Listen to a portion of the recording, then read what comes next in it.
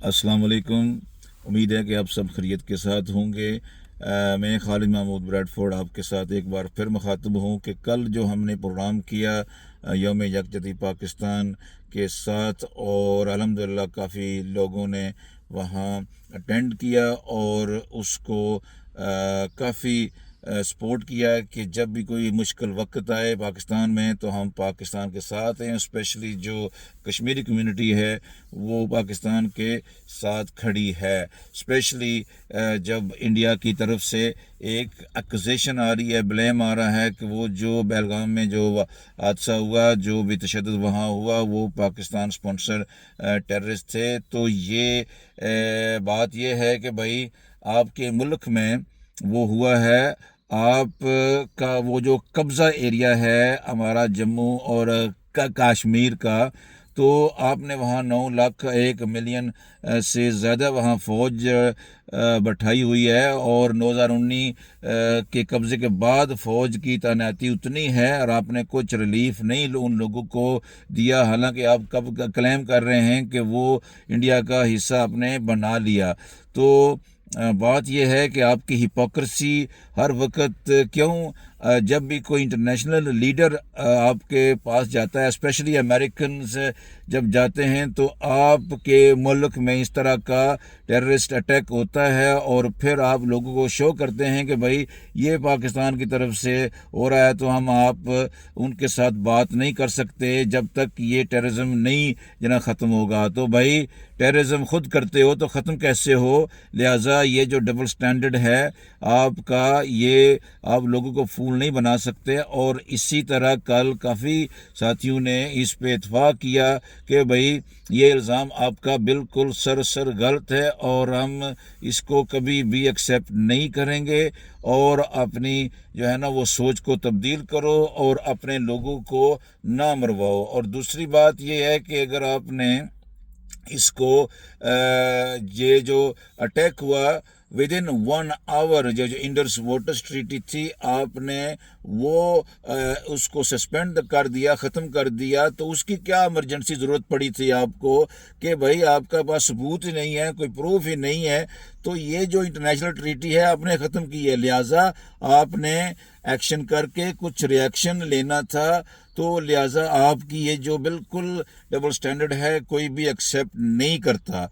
तीसरी बात यह है कि भाई पाकिस्तानी जो हमारे लीडरशिप है, जो स्पेशली जो अभी ये जो फ़ौज के जनरल हैं आसिम मुनीर साहब, आपका हाल ही में बयान आया कि 1500 लोग, चाहे वो कश्मीर में हो चाहे इधर हो, हमारा क्या कर सकते हैं, ये है वो है। और आपने जो अपनी तरफ से अपने जहन के मुताबिक बयान दिया, वो आपके बयान गले में पड़ गया है।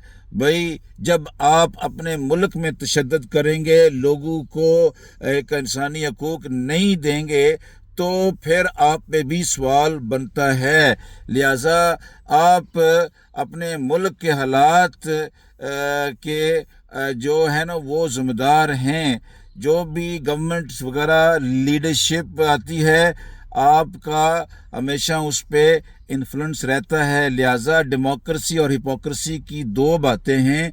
अब आपके लिए यहाँ कल मीटिंग में भी यही सवाल हुआ कि अगर उन्होंने 1960 का मायदा जो है ना वो ख़त्म कर दिया, तो आप शिमला मायदा क्यों नहीं ख़त्म कर देते? जिस मुल्क के साथ आपकी दुश्मनी है, जिस मुल्क ने हमेशा आपको अक्यूज़ किया कि आप दुश्मन हैं और उनके मुल्क में साजिश कर रहे हैं, उसके साथ आप लोग और पाकिस्तान की गवर्नमेंट से आज तक ये जो शिमला मायदा है उस पे आप कोई हल नहीं करा सके। उन्होंने उस कश्मीर को अपना इंडिया के साथ एनेक्स कर लिया, आपने कुछ नहीं कर पाए। और ये सवाल बनते हैं कि भाई शिमला मायदा जो सबसे बड़ी रुकावट बनी हुई है, کوئی کسی بھی انٹرنیشنل کمیونٹی کی طرف سے کہ کسی بھی انٹرنیشنل ملک کی طرف سے کہ جو وہاں انٹروین یا وہ اس میں حصہ نہیں لے سکتے. کہ آپ لوگ ہمیشہ کہتے ہیں کہ ہمارا یہ دونوں ملکوں کے خلاف ہے. جب بھی یہاں یو کے میں لوگوں نے پارلیمنٹ میں آواز اٹھائی تو فارن منسٹر یا فارن آفس ہمیشہ کہتا ہے کہ یہ انڈیا اور پاکستان کا اندرونی مسئلہ ہے, انہوں نے یہ مسئلہ طے کیا ہوا. تو بھائی آپ کب یہ حل کرو گے, حل کرا سکو گے؟ اگر کرا سکتے تو زور زبر آپ کے پاس بھی ہے اور ان کے پاس بھی ہے, اور یہ مسئلہ نہیں حل کرا سکتے. تو لہٰذا اس کو کافی لوگوں نے کل اس پہ اتفاق کیا کہ بھئی شملہ معاہدہ فوری طور آپ کو بھی سسپینڈ کرنا چاہیے اور اس کو انٹرنیشنل جو یو این سیکیورٹی کاؤنسل میں لے جانا چاہیے کہ اگر انہوں نے انٹرنیشنل اگریمنٹ بریچ کیا ہے تو آپ کو بھی ہے کہ ہم اس ملک کے ساتھ بات نہیں کر سکتے جو ملک تشدد, ظلم اور ستم اور لوگوں کو پانی بند کر کے سمجھتا ہے کہ وہ جسٹس کر رہا ہے, لوگوں کو مروا کر وہ جسٹس کر رہا ہے. وہ قبضہ غیر قانونی اس نے 2019 میں کیا, تو آپ نے انٹرنیشنل سطح پر اس کو فنش کر کے یو این میں لے جانا چاہیے تھا, اور اس کو حل کرانے کے لیے آپ دونوں طرف اس کو فیل ہوئے ہیں.